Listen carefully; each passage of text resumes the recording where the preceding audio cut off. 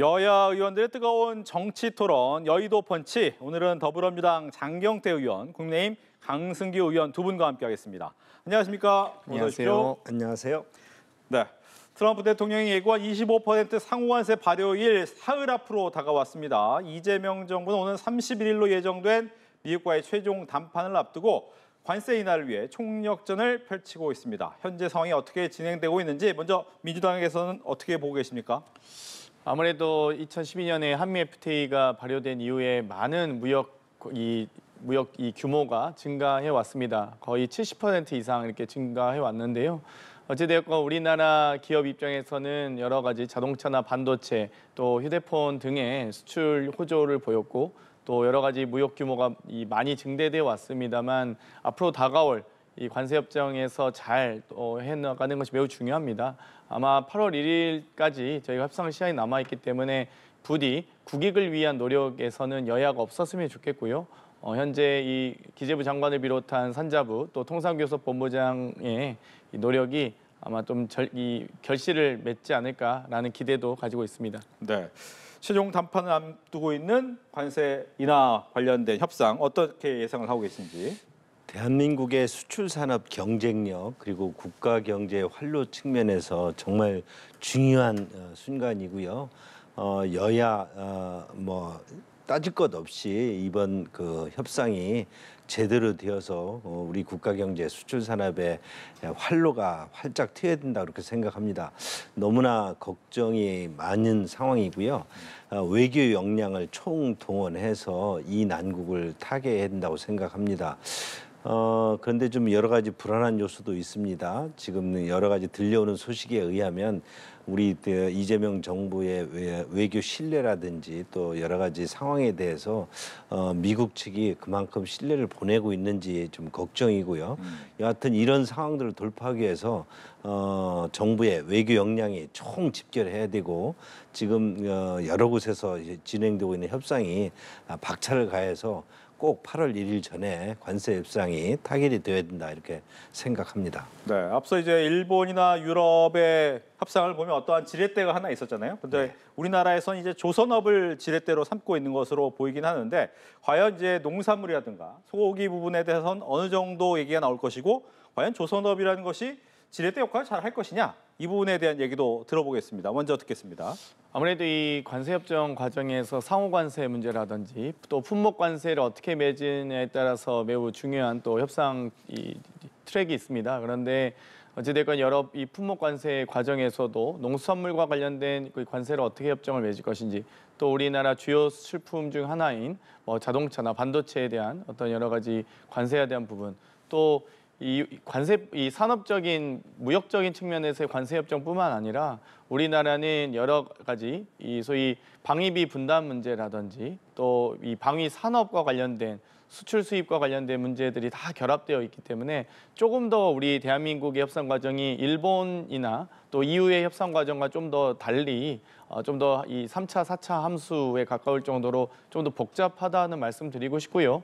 어찌되었건 일본과 EU의 이 어떤 관세 협정을 이 기준으로 해서 5,500억 달러냐 6천억 달러냐 이 대미 투자 계획뿐만 아니라 저희는 또 별도로 방위비 분담이라든지 방위 산업에 대한 연계까지도 포함되어 있기 때문에 이런 부분까지 종합적으로 저는 검토하리라고 예상하고 있습니다. 예.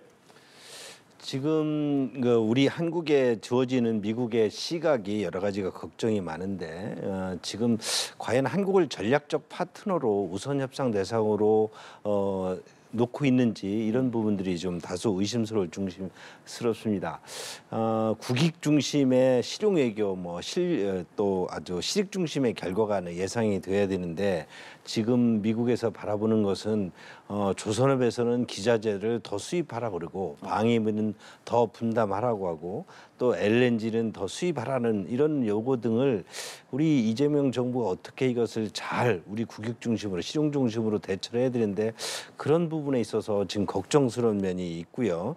이런 부분 등을 잘 헤쳐나가기 위해서는 외교에서 여러 가지 신뢰를 줘야 되는데 지금 이재명 정부의 외교 스탠스나 이런 부분에 대해서 걱정하는 것이 많이 들려옵니다.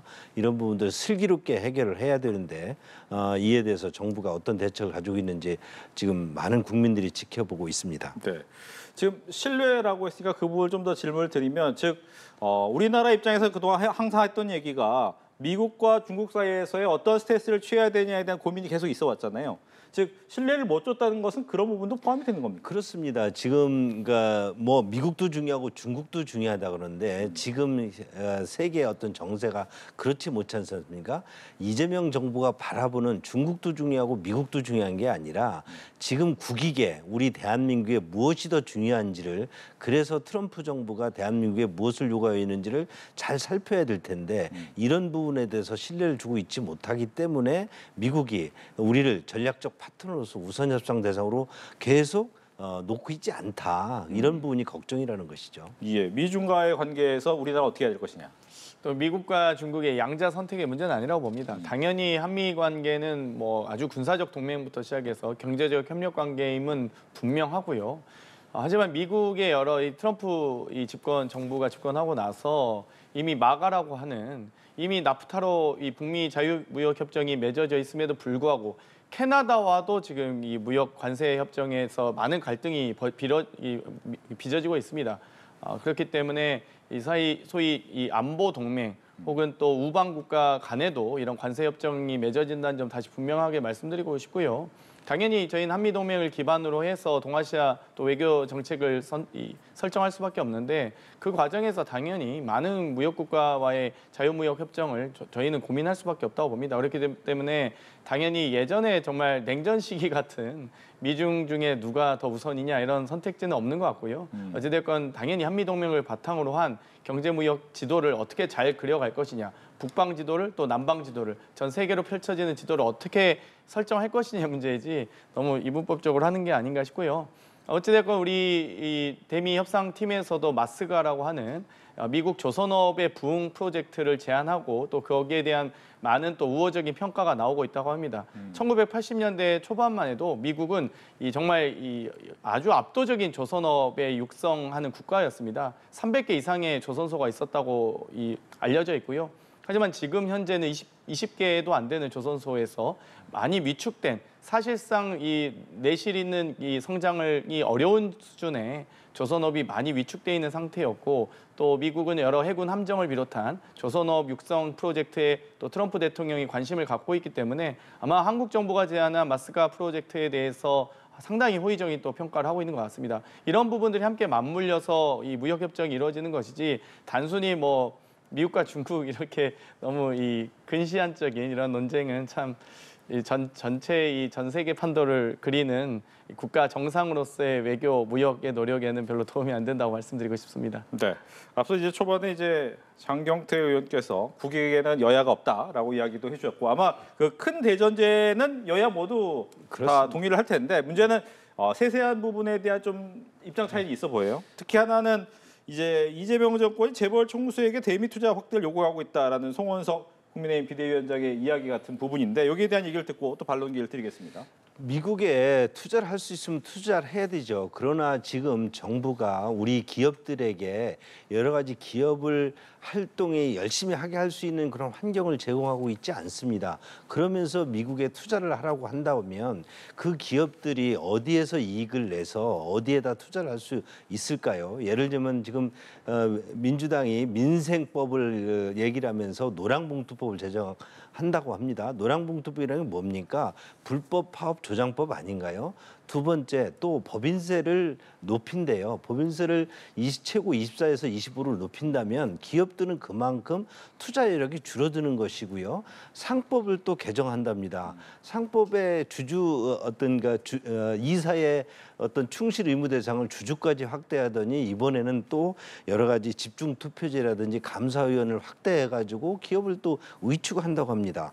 법인세 인상, 상법 개정, 그리고 또 미국의 지금 관세 협상도 제대로 안 된다면 결국 이것은 기업 활동을 위축시키는 것인데 한쪽에서는 기업 활동을 위축시키고 기업에게 여러 가지 규제를 가하면서 어떤 대미 협상 과정에서 미국의 투자를 통해서 대미 어떤 여러 가지 관세 협상을 좀 이끌어보자고 하는데 그런 부분이 과연 이렇게 이중적인 잣대가 과연 기업들에게 성공적인 어떤 기업 활동을 보장할 수 있겠냐 이런 면이 걱정된다는 것이죠. 예, 대통령실에서는 대미 투자 확대 요구한 사실이 없다라고 얘기를 했고요. 여기에 대해서 또 지금 얘기해 주신 것은 노란봉투법이나 상법이나 또 법인세 인상 부분에 있어서 우리나라 기업들이 여력이 없어진다라는 부분에 대한 좀 강조가 있었습니다.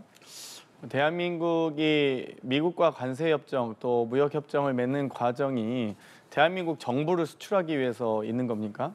대한민국 기업의 수출기를 판로를 개척하기 위해서 하는 것이죠.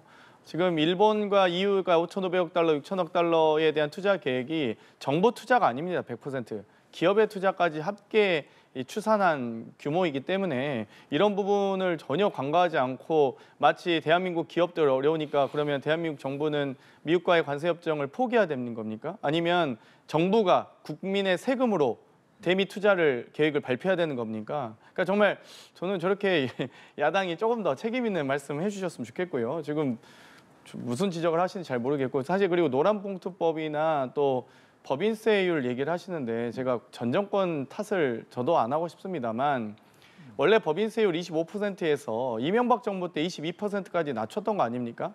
그런데 윤석열 정권에서 어땠습니까?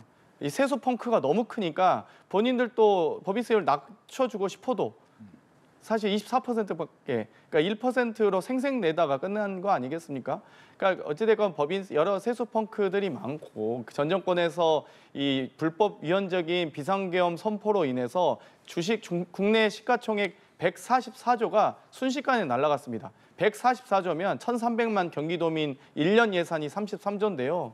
이 4배 가까이가 순식간에 증발한 거거든요. 그럼 거기에 대한 이 국민들의 손해배상 청구는 윤석열 정권에 계신 분들이 하실 겁니까?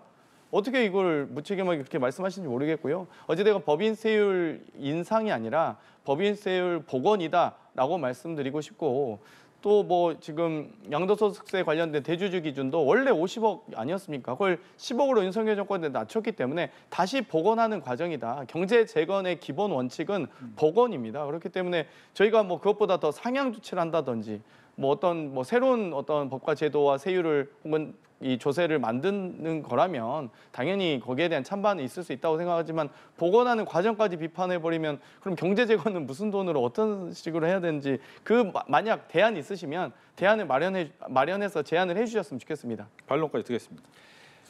경제는 시장을 활성화하는 것이죠. 시장은 경제 주체들이 기업이 주체일 수밖에 없고요. 기업이나 가게 등이 제대로 경제 활동을 통해서 시장을 활성화하는 것입니다. 국가는 재정을 통해서 이런 부분에 대한 보조 지원을 하는 것인데 지금 이재명 정부나 진보 정권은 때만 되면 재정을 확대해서 돈을 푸는 데 관심을 두죠.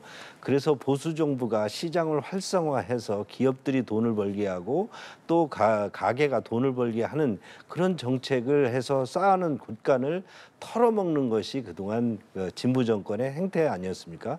지금 또다시 윤석열 정부에서 기업 활성화를 위해서 친시장 정책을 통해서 여러 가지 법인세도 좀 낮추고 여러 가지 기업의 규제 등을 완화를 했는데 이런 부분 등을 다 원상해보고 한다는 것은 결국 또 반시장 정책으로 가고 곳간을 쌓아서 또 포퓰리즘으로 풀기 위한 곳간 축적이다. 그렇게 볼 수밖에 없습니다. 네, 반론까지 듣고 이 문제는 마무리 짓겠습니다. 저도 짧게만 반론 드리겠습니다. 저희가 이번에 한 20조 규모의 추경을 통해서 여러 이 민생회복지원금 15만 원씩 지급하고 있는데요.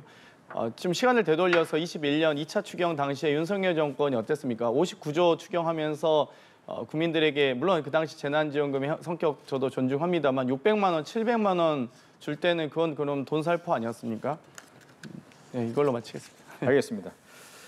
네, 이재명 대통령 오늘 국무회의 했죠. 국무회의를 하면서 이제 생중계로 보여주는 모습도 몇 번 봤죠. 이제 부처 장관들과 반복되는 산재 사망 사고 근절 방안에 대한 열띤 토론도 있었습니다. 이재명 대통령 노동부 장관에게 산업 현장에서 안전수칙 지켜지는지 철저히 단속하라 산재가 안 줄어들면 직을 걸라고까지 이야기를 했는데 그 얘기를 한번 들어보고 대담은 이어가겠습니다. 똑같은 장소에서 똑같은 사고가 발생하는 거는 똑같은 방식으로 특기 사망하는 거는 충분히 예상할 수 있는 일인데 이 예상할 수 있는 일들을 방어하지 않고 사고가 나는 거는 결국 죽음을 용인하는 거죠. 아주 심하게 얘기하면 법률적 용어로 미필적 고의에 의한 살인 아닙니까? 사람 목숨을 지키는 특공대다 이렇게 생각하고 네. 정말로 철저하게 단속해야 됩니다. 직을 걸겠습니다. 네, 진짜로. 이번에 이거 해가 상당 기간이 지나도 산재가 안 줄어들면 진짜 직을 거십시오. 그렇게 하겠습니다. 네, 얼마 전에 이제 SPC 관련해서도 이재명 대통령이 직접 언급한 바 있고 바로 SPC에서도 보완 대책을 내놓은 바 있었는데 오늘 이제 포스코 ENC 관련한 사고에 대해서는 아마 오후에 다시 포스코 ENC에서 재발 방지 대책을 담은 담화문을 발표할 것이다라고 예고가 되기도 했습니다. 이재명 대통령이 이 부분에 대해서 관심이 많아 보여요. 아마도 이 언론에서 다 다룰 수 없기 때문에 또 전 국민들이 혹시나 또 상처받고 실에 빠지실까 봐 기사로 확인하기는 어렵지만 이 산업 현장에서 이 최근 4년간 연평균 2,000명 이상의 사망 사고가 일어나고 있습니다. 그러니까 일반적 이 사망이 아니라 2,000여 명의 사망자가 있다는 것은 아직도 우리 대한민국이 가야 할 길이 멀다는 것이고요. 더 이상 우리 산업 현장에서 정말 소중한 가족을 잃는 일은 없어져야 된다라는 것이 아마 이재명 대통령의 의지인 것 같고요.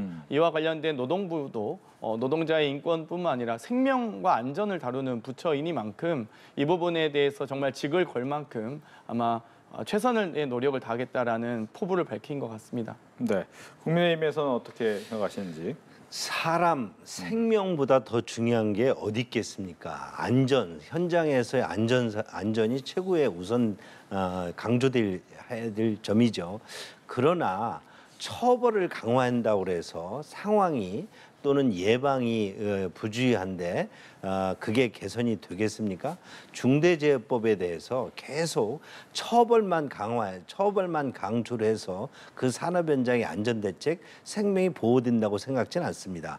물론 처벌을 강화를 해서 뭔가 그에 대한 주의를 환기시키는 건 있을 수 있지만 저렇게 처벌만 강조한다고 예방이나 산업환경 개선, 여러 가지 제도의 어떤 개선을 통하지 않고 처벌만 강화한다 해서 산업 현장의 안전이 강화될 수는 없다 이렇게 봅니다. 네, 이제 앞서 저희가 잠깐 언급은 했지만 노란봉투법, 상법 개정안 또 오늘 뭐 법인세 등등이 이제 앞으로 좀 처리가 될 부분이에요. 특히 이제 민주당 같은 경우에는 다음 달 4일 국회 본회의에서 노란봉투법, 상법 개정안 등 쟁점 법안을 일괄 처리하겠다라고 얘기를 했습니다. 과거 거부권 때문에 거부권 행사로 통과되지 못했던 법인데 이 부분이 이제 통과가 될 텐데 왜 이 부분이 문제인가에 대한 얘기를 좀 먼저 듣겠습니다.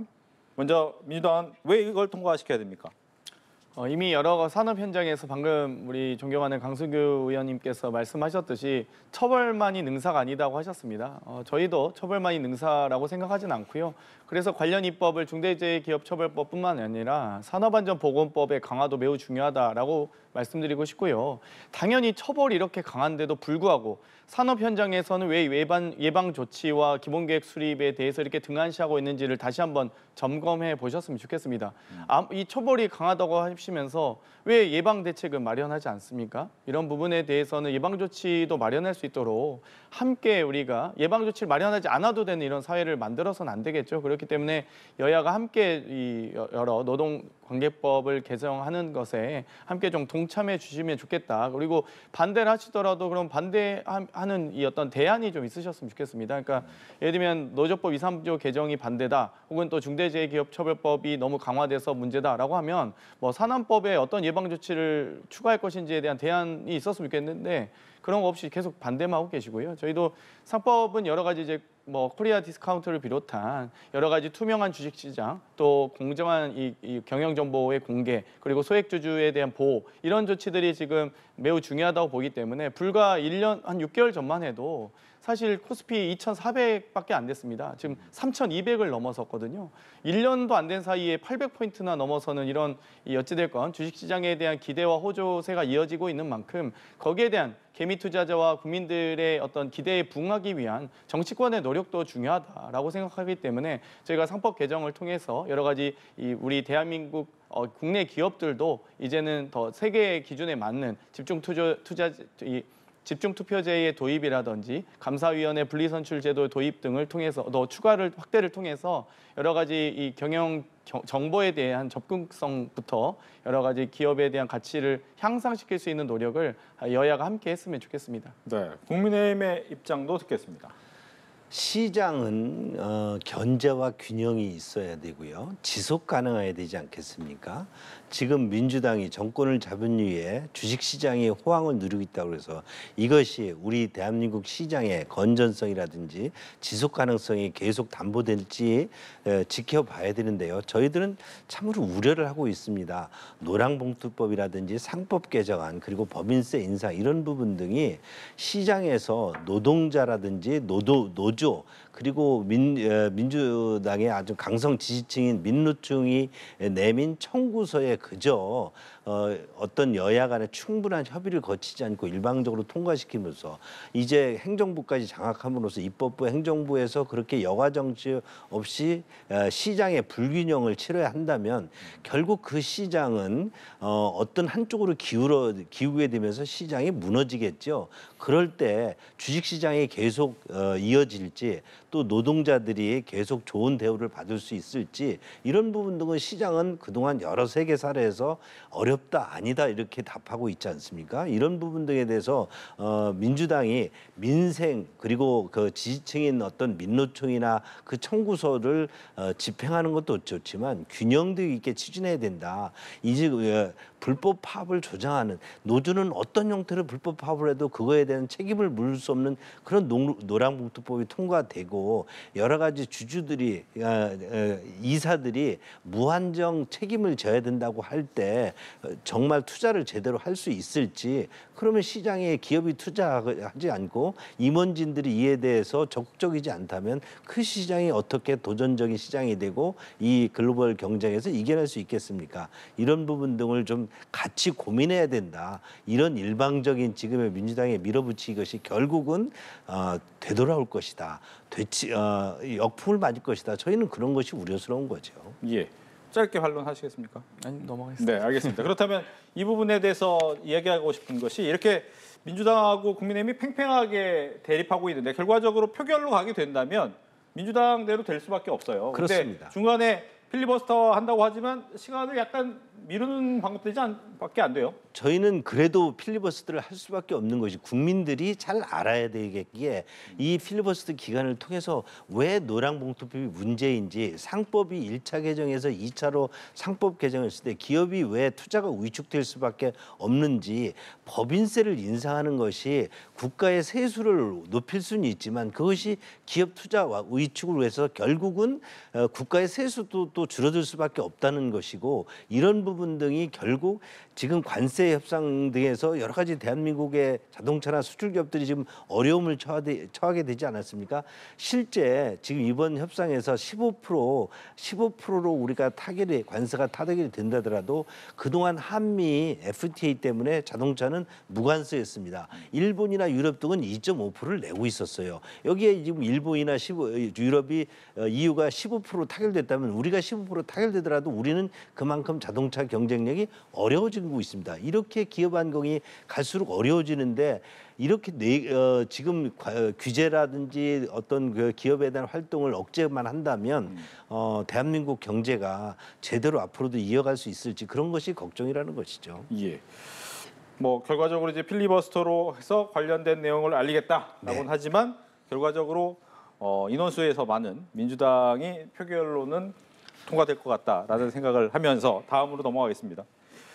다음은 이제 특검 관련된 내용인데요. 이제 공천 개입 의혹 피의자인 윤석열 전 대통령이 김건희 특검 첫 소환 조사에 응하지 않았습니다. 내일 오전 10시에 다시 한번 출석하라라고 했는데 장 의원께서 어떻게 생각하십니까? 또 출석하겠습니까? 아니면 안 나오겠습니까? 지금 어찌되었건 이 내란숙의 윤석열과 김건희 씨가 이 특검의 수사에 협조하지 않고 있습니다. 떳떳하고 당당하게 수사받고 재판받겠다고 하는 말 자체가 무색해질 정도고요. 일단 윤석열 씨 또한 지난달 28일에 있었던 1차 소환, 또 7월 1일에 출석하지 않다가 5일로 미뤄달라고 했는데 한 20-30분 늦을 수 있다. 이 세상에 대한민국 어떤 피의자가 본인의 이 출석 요구를 미룬다든지 혹은 20-30분 지각을 먼저 예고하는 피의자가 어디 있습니까? 그렇기 때문에 이 조사에 대해서 지금도 지금 여러 세 차례 이렇게 이 불참을 하고 있기 때문에 또 강제 구인까지도 여러 이 특검에서 검토를 한다고 합니다만 서울구치소장에게도 저는 이 책임을 물어야 된다고 생각하고요. 피의자가 자기가 조사받으러 오라고 했는데 구치소에 있는 심지어 피의자가 조사 받을지 안 받을지를 고민한다든지 김건희 씨와 관련된 이 특검법이 명시하고 있는 혐의도 최소 16가지 이상입니다. 그렇기 때문에 이 조사할 항목들이 많은데 많은 국민들께서 아시다시피 이 특검법이 제한적입니다. 준비기간 20일 플러스 수사기간 90일에 연장할 수 있는 한계가 있기 때문에 아마도 90일 시간 때우기로 버티기로 가지 않을까 싶고요.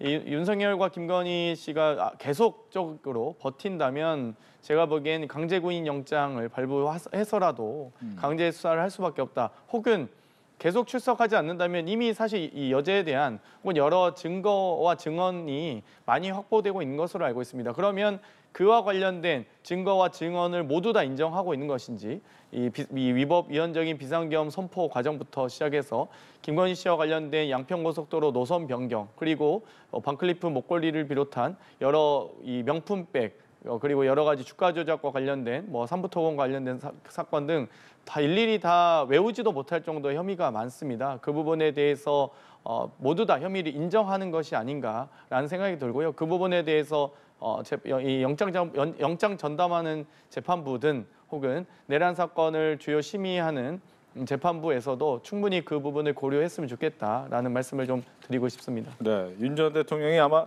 추가 소환에 응할 것이냐에 대해서 만약 안 한다면 강제 수사까지 해야 된다. 특검법이 처리되고 또 특검이 출범하는 과정에서 범여당의 어떤 단독 처리였고요. 또 편파적인 특검이 출범을 했지요. 그런 만큼 특검은 처음부터 출발할 때 기획 단계부터 아주 정치적이고 편파적이었다고 볼 수밖에 없습니다. 국민의힘은 이런 부분에서 특검 출범을 반대를 했었던 것이고요. 지금 특검이 계속 그동안 3개 특검이 돌아가면서 대통령과 대통령 부인에 대한 망신주기성, 기획성 이런 특검 수사를 언론에 노출시키기도 하고 특검 수사에 대한 여러 가지 압박 수사가 진행되고 있습니다. 이런 부분 등이 과연 전직 대통령에 대해서 여러 가지 상황에 혐의가 있다 하더라도 이런 부분이 이렇게 기획적으로 아주 악의적으로 해야 되는 것이 맞느냐 이런 부분에 저희들은 의혹을 가지고 있고요. 전직 대통령도 아무리 피의자라 하더라도 인권이 있고 이에 대한 묵비권, 방어권이 있지 않겠습니까?